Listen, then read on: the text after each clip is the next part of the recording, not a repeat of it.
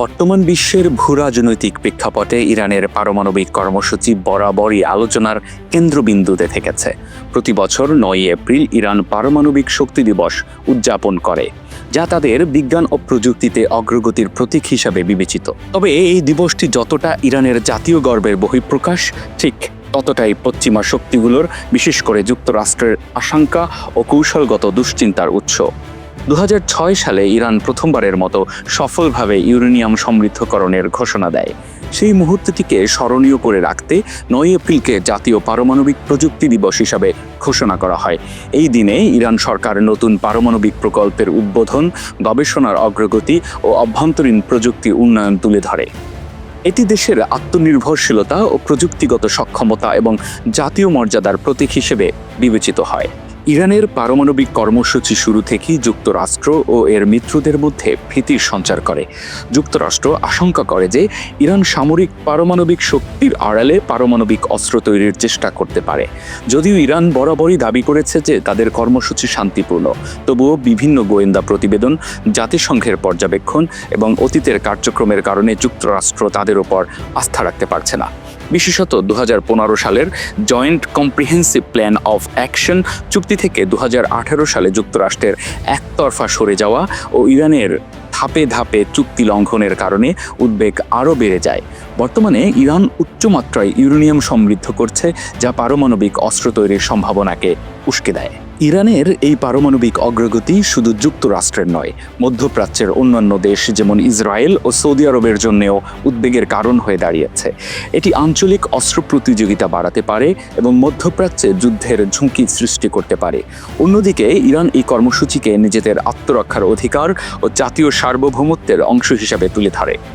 বিশ্ব রাজনীতিতে ইরানের পারমাণবিক কর্মসূচি একটি গুরুত্বপূর্ণ ও বিতর্কিত বিষয়। পশ্চিমা বিশ্ব যেখানে এটিকে সম্ভাব্য নিরাপত্তা হুমকি হিসাবে দেখে, ইরানের জনগণের চোখে এটি আত্মনির্ভরশীলতার প্রতীক, জাতীয় মর্যাদার এক উজ্জ্বল নিদর্শন। প্রতি বছর ৯ এপ্রিল উদযাপিত জাতীয় পারমাণবিক প্রযুক্তি দিবস শুধু একটি প্রযুক্তিগত অর্জন নয়, বরং ইরানিদের সংগ্রামী মনোভাব, ঐক্য এবং বৈশ্বিক চাপের মুখেও এগিয়ে চলার সাহসিকতার পরিচয় বহন করে। ইরানিদের জন্য পারমাণবিক কর্মসূচি শুধুই বিজ্ঞান বা জ্বালানি উৎপাদনের প্রকল্প নয়, এটি তাদের জাতীয় আত্মপরিচয়, ঐতিহাসিক প্রতিরোধের চেতনা ও স্বাধীনতাকে ধারণ করে থাকে।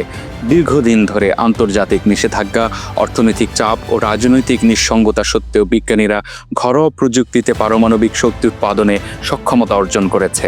এই অর্জনকে জনগণ একটি জাতীয় বিজয় হিসাবে দেখে থাকে। বিভিন্ন শহরে পতাকা উত্তোলন, বিজ্ঞানীদের সংবর্ধনা, পোস্টার ও মিছিলে ভরে ওঠে পারমাণবিক শক্তি দিবসের দিনটি। স্কুল কলেজেও নানা অনুষ্ঠানের মাধ্যমে এই অগ্রগতির গল্প নতুন প্রজন্মের মাঝে ছড়িয়ে দেওয়া হয়। যেখানে যুক্তরাষ্ট্র ও পশ্চিমা শক্তিগুলো ইরানের কর্মসূচিকে সন্দেহের চোখে দেখে, সেখানে ইরানিরা এটিকে তাদের উপর আরোপিত অবিচারের ফলাফল বলে মনে করে। অনেকেই বিশ্বাস করেন পশ্চিমা দেশগুলো ইরানের মতো উন্নয়নশীল ও মুসলিম প্রধান একটি দেশের আধুনিক প্রযুক্তিতে প্রবেশকে সহ্য করতে পারছে না। তাদের মতে পারমাণবিক কর্মসূচির বিরোধিতা মূলত রাজনৈতিক উদ্দেশ্য প্রণোদিত এবং এটি ইরানের স্বাধিকার হরণের একটি হাতিয়ার। এই কারণেই ইরানিদের মধ্যে একটি প্রতিরোধ সংস্কৃতি গড়ে উঠেছে, যা শুধুমাত্র সামরিক বা কূটনৈতিক নয়, বরং মনস্তাত্ত্বিক ও সাংস্কৃতিকভাবে গভীর। তারা মনে করেন বিজ্ঞান ও প্রযুক্তিতে আত্মনির্ভর হওয়াই প্রকৃত স্বাধীনতা অর্জনের পথ। ইরানের বহু বিজ্ঞানী তাদের জীবন উৎসর্গ করেছেন এই কর্মসূচিকে এগিয়ে নিতে। বিশেষ করে ডক্টর মোহসেন ফাখরিজাদেহের মতো শীর্ষ পারমাণবিক বিজ্ঞানীর হত্যাকাণ্ড জাতিকে শোকাহত করলেও তাদের দৃঢ়চেতা করে তোলে।